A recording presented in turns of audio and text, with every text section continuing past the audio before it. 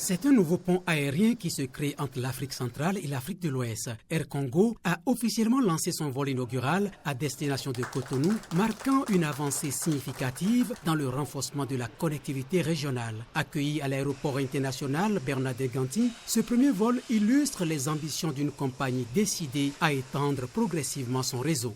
Pour la première fois, nous avons voyagé à bord d'un avion congolais. C'est très important parce que pour nous, il est très important que la République démocratique du Congo retrouve sa grandeur. Et comme on l'a toujours dit chez nous, pour que l'Afrique se réveille, il faut que le Congo se réveille. Porté par un partenariat entre État congolais et Ethiopian Airlines, Air Congo s'appuie sur une flotte de Boeing 737-800 répondant aux standards internationaux. À bord, l'accent est mis sur le confort des passagers avec des cabines aménagées en classe affaires et économique et sur la sécurité assurée par une maintenance rigoureuse et un personnel formé selon les normes élevées. Non, le vol s'est très bien passé. En tout cas, nous avons apprécié, surtout que c'était un vol direct. On a fait 3h30 minutes, en tout cas c'était excellent. Avion Toyenango, avion Yamboka, avion Yabana Congo, c'est comme ça.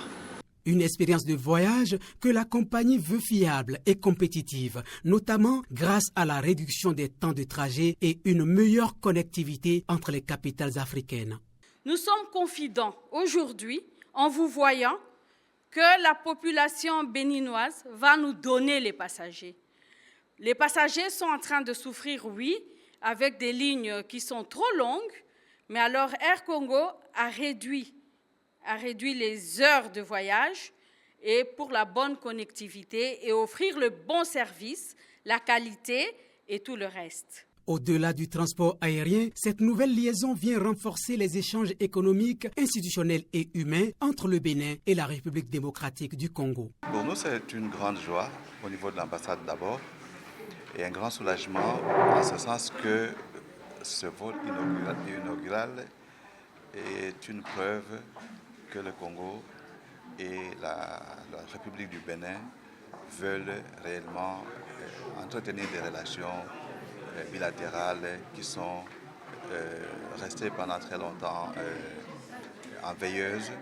Nous avons souvent reçu des réclamations de la part des Congolais résidant au Bénin ou des hommes et femmes d'affaires qui font la navette entre le Bénin et la RDC.